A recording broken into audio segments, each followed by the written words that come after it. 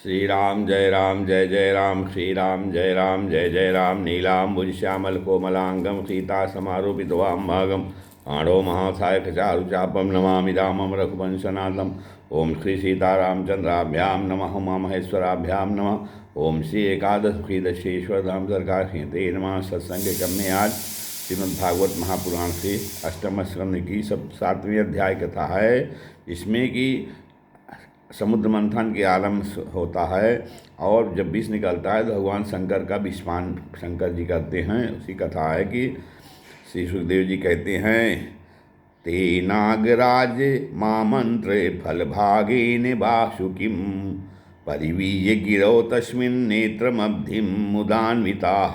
श्री सुखदेव जी कहते हैं, परीक्षित, देवता और असुरों ने नागराज वासुकी को यह वचन देकर कि समुद्र मंथन से प्राप्त होने वाले अमृत में तुम्हारा भी हिस्सा रहेगा, उन्हें भी सम्मिलित कर लिया। इसके बाद उन लोगों ने वासुकी नाग को नेति के समान मंदराचल में लपेटकर भली भांति उद्यत हो बड़े उत्साह और आनंद से अमृत के लिए समुद्र मंथन प्रारंभ किया। उस समय पहले पहल अजित भगवान वासुकी के मुख की ओर लग गए, इसलिए देवता भी उधर ही आ जुटे। परंतु भगवान की यह चेष्टा दैव सेनापतियों को पसंद न आई। उन्होंने कहा कि पूंछ तो सांप का शुभ अंग है, हम उसे नहीं पकड़ेंगे। तो कहते हैं, हमने वेद शास्त्रों का विधिपूर्वक अध्ययन किया है, ऊंचे वंश में हमारा जन्म हुआ है और वीरता के बड़े बड़े काम हमने किए हैं, हम देवताओं से किस बात में कम हैं। यह कहकर वे लोग दैत्य लोग चुपचाप एक ओर खड़े हो गए। उनकी यह मनोवृत्ति देखकर भगवान ने मुस्कुराकर वासुकी का मुंह छोड़ दिया और देवताओं के साथ उन्होंने पूंछ पकड़ ली। इस प्रकार अपना अपना स्थान निश्चित करके देवता और असुर अमृत प्राप्त के लिए पूरी तैयारी से समुद्र मंथन करने लगे। परीक्षित, जब समुद्र मंथन होने लगा तब बड़े बड़े बलवान देवता और असुरों के पकड़े रहने पर भी अपनी भार की अधिकता और नीचे कोई आधार न होने के कारण मंदराचल समुद्र में डूबने लगा। इस प्रकार अत्यंत बलवान दैव के द्वारा अपना सब किया कराया मिलते देख उनका मन टूट गया, सबके मुंह पर उदासी छा गई। तो उस समय विलोक्य विघ्नेश विधिम तदेश्वरो दुरंत वीर्यो अवितथाभिसंधि त्यक्त्वा वपुः काक्षपमद्भुतं महत् प्रविश्य तोयम गिरिमुंजहार। तो जो सबके मुंह पर उदासी छा गई, तो उसी समय क्या है, भगवान ने देखा कि यह तो विघ्नराज की करतूत है, इसलिए उन्होंने उसके निवारण को उपाय सोचकर अत्यंत विशाल एवं विचित्र कच्छप का रूप धारण किया और समुद्र के जल में प्रवेश करके मंदराचल को ऊपर उठा दिया। भगवान की शक्ति अनंत है, भगवान की शक्ति अनंत है, वे सत्य संकल्प हैं, उनके लिए यह कौन सी बड़ी बात है। देवता और असुरों ने देखा कि मंदराचल तो ऊपर उठाया है, तब वे फिर से समुद्र मंथन के लिए उठ खड़े हुए। उस समय भगवान ने जम्बूद्वीप के समान 1,00,000 योजन फैली हुई अपनी पीठ पर मंदराचल को धारण कर रखा था। परीक्षित, जब बड़े बड़े देवता और असुरों ने अपने बाहुबल से मंदराचल को प्रेरित किया, तब वह भगवान की पीठ पर घूमने लगा। अनंत शक्तिशाली आदि कच्छप भगवान को उस पर्वत का चक्कर लगाना ऐसा जान पड़ता था कि मानो कोई उनकी पीठ खुजला रहा हो। और साथ ही समुद्र मंथन संपन्न करने के लिए भगवान ने असुरों में उनकी शक्ति और बल को बढ़ाते हुए असुर रूप से प्रवेश किया। वैसे ही उन्होंने देवताओं को उत्साहित करते हुए उनमें देव रूप से प्रवेश किया और वासुकी नाग में निद्रा के रूप से। इधर पर्वत के ऊपर दूसरे पर्वत के समान बनकर सहस्रबाहु भगवान अपने हाथों से उसे दबाकर स्थित हो गए। उस समय आकाश में ब्रह्मा, शंकर, इंद्र आदि उनकी स्तुति और उनके ऊपर पुष्पों की वर्षा करने लगे। इस प्रकार भगवान ने पर्वत के ऊपर उसको दबा रखने वालों के रूप में, नीचे उसके आधार कच्छप के रूप में, देवता और असुरों के शरीर में उनकी शक्ति के रूप में, पर्वत में दृढ़ता के रूप में और नेति बने हुए वासुकी नाग में निद्रा के रूप में, जिससे उसे कष्ट न हो प्रवेश करके सब ओर से सबको शक्ति संपन्न कर दिया। अब ये अपने बल के मत से उन्मत्त होकर मंदराचल के द्वारा बड़े वेग से समुद्र मंथन करने लगे। उस समय समुद्र और उसमें रहने वाले मगर, मछली आदि जीव शुद्ध हो गए। नागराज वासुकी के हजारों कठोर नेत्र, मुख और श्वासों से विष की आग निकलने लगी। उनके धुएं से पौलोम, काले, बलि, इलवल आदि असुर निस्तेज हो गए। उस समय वे ऐसे जान पड़ते थे मानो दावानल से झुलसे हुए साखू के पेड़ खड़े हों। देवता भी उससे न बच सके। वासुकी के श्वास की लपटों से उनका भी तेज फीका पड़ गया। वस्त्र, माला, कवच एवं मुख धूमिल हो गए। उनकी यह दशा देखकर भगवान की प्रेरणा से बादल देवताओं के ऊपर वर्षा करने लगे एवं वायु समुद्र की तरंगों का स्पर्श करके शीतलता और सुगंध का संचार करने लगी। इस प्रकार देवता और असुरों के समुद्र मंथन करने पर भी जब अमृत न निकला, तब स्वयं अजित भगवान समुद्र मंथन करने लगे। ये मेघ के समान सांवले शरीर पर सुनहला पीताम्बर, कानों में बिजली के समान चमकते हुए कुंडल, सिर पर लहराते हुए घुंघराले बाल, नेत्रों में लाल लाल रेखाएं और गले में बनमाला सुशोभित हो रही थी। संपूर्ण जगत को अभयदान देने वाले, अभयदान करने वाले अपने विश्व विजयी भुजदंडों से वासुकी नाग को पकड़कर रागपूर्ण रूप से पर्वत को धारण कर जब भगवान मंदराचल की मथानी समुद्र मंथन करने लगे, तब वे दूसरे पर्वतराज के समान बड़े ही सुंदर लग रहे थे। निर्मथ्यमाना दुधरेद भूद्विषम महोल्बड़म हाल हाल हलावग्मग्रतः संभ्रांत मीनोन मकराहि कच्छपात तिमिद्विपाग्राह तिमिंगलाकुलात। कहते हैं जब अजित भगवान ने इस प्रकार समुद्र मंथन किया तो समुद्र में बड़ी खलबली मच गई। मछली, मगर, सांप और कछुए भयभीत होकर ऊपर आ गए और इधर उधर भागने लगे। तिमी, तिमिंगल, गिल आदि मत्स्य, समुद्री हाथी और ग्राह व्याकुल हो गए। उसी समय पहले पहल हालाहल नाम का अत्यंत उग्र विष निकला। यह अत्यंत उग्र विष दिशा विदिशा में ऊपर नीचे सर्वत्र उड़ने और फैलने लगा। तो इससे असह्य विष से बचने का कोई उपाय भी तो नहीं था। भयभीत होकर संपूर्ण प्रजा और प्रजापति के किसी के द्वारा त्राण न मिलने पर भगवान सदाशिव की शरण में गए। भगवान शंकर सती जी के साथ कैलाश पर्वत पर विराजमान थे। बड़े बड़े ऋषि मुनि उनकी सेवा कर रहे थे। वे वहाँ तीनों लोगों के अभ्युदय और मोक्ष के लिए तपस्या कर रहे थे। प्रजापतियों ने उनका दर्शन करके उनकी स्तुति करते हुए उन्हें प्रणाम किया। प्रजापतियों ने कहा, देव देव महादेव भूतात्मन भूत भावना त्राहि नः शरणापन्नास्त्रैलोक्य दहनाद् विषाद। त्वमेकः सर्वजगतो ईश्वरो बन्धमोक्षयोः तं त्वामर्चन्ति कुशलाः प्रपन्नातिहरं गुरुम्। तो देवताओं के आराध्य महादेव, आप प्राणियों की आत्मा और उनके जीवन दाता हैं। प्रजापतियों भगवान की इस प्रकार स्तुति कर रहे हैं, हे देवताओं के आराध्य महादेव जी, आप समस्त प्राणियों के आत्मा और उनके जीवन दाता हैं।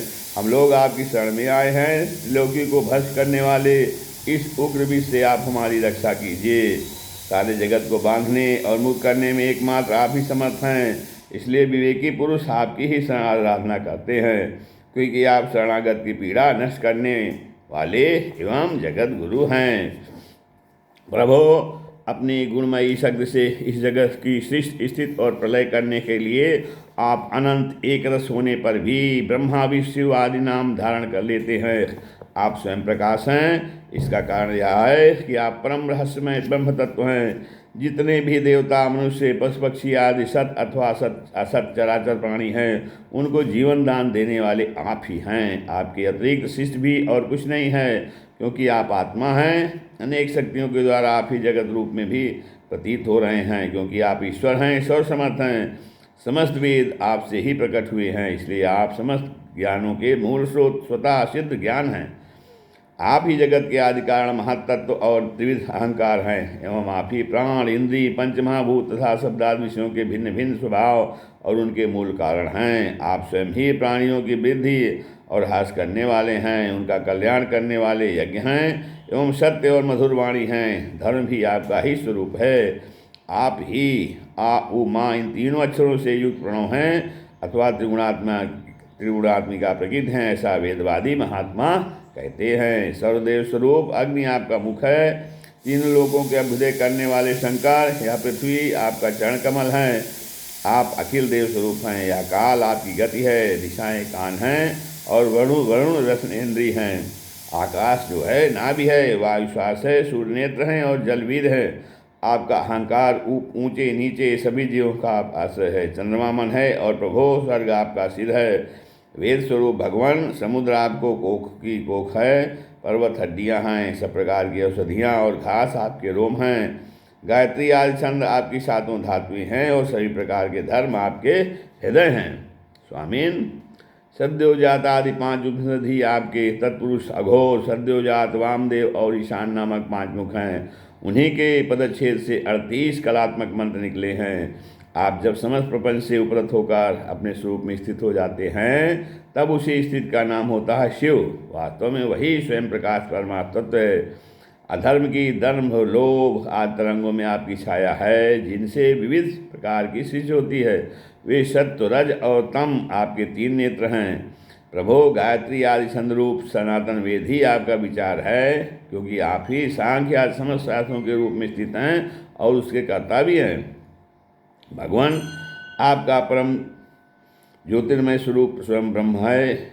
उसमें ना तो रजोगुण, तमोगुण, सद्गुण है और न किसी प्रकार का भेदभाव हुई। आपके उस स्वरूप को सारे लोकपाल, यहाँ तक कि ब्रह्मा, विष्णु, देवराज, इंद्र भी नहीं जान सकते। आपने कामदेव, दक्ष के यज्ञ, त्रिपुरासुर और कालकूट विष, जिसको आप सभी अभी अवश्य पी जाएंगे, और अनेक जीवद्रोही असुरों को नष्ट कर दिया है। परंतु ये कहने से आपकी कोई स्तुति नहीं होती, क्योंकि प्रलय के समय आपका बनाया हुआ यह विश्व आपके ही नेत्र से निकली हुई आग की चिंगारी एवं लपट से जलकर भस्म हो जाता है, और आप इस प्रकार ध्यानमग्न रहते हैं कि आपको इसका पता ही नहीं चलता। जीवन मुक्त आत्मा राम पुरुष अपने हृदय में आपके युगल चरणों का ध्यान करते रहते हैं, तथा आप स्वयं भी निरंतर ज्ञान और तपस्या में ही लीन रहते हैं। फिर भी सती के साथ रहते देखकर जो आपको आसक्त एवं श्मशानवासी होने कारण उग्र अथवा निष्ठुर बतलाते हैं, वे मूर्ख आपकी लीलाओं का रहस्य भला क्या जाने। उनका वैसा कहना निर्लज्जता से भरा है।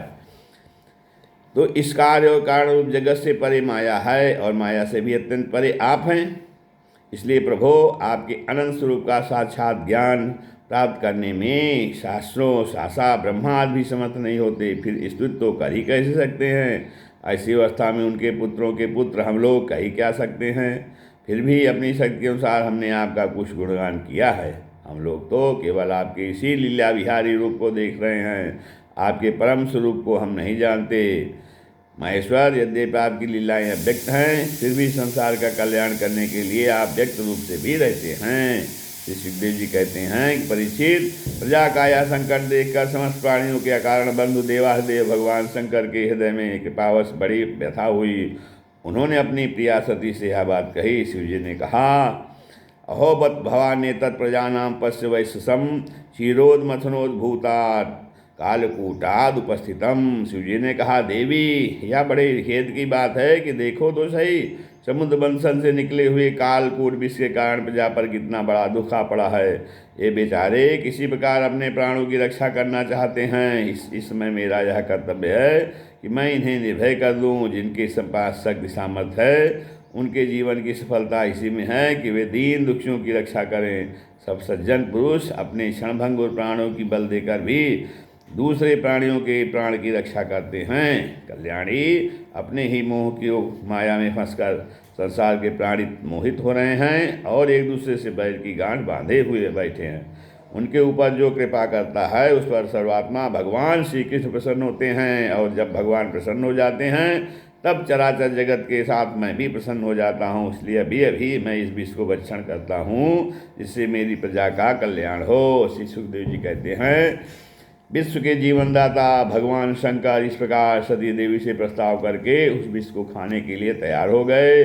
देवी तो उनका प्रभाव जानती ही थी। उन्होंने हृदय से इस बात का अनुमोदन कर दिया।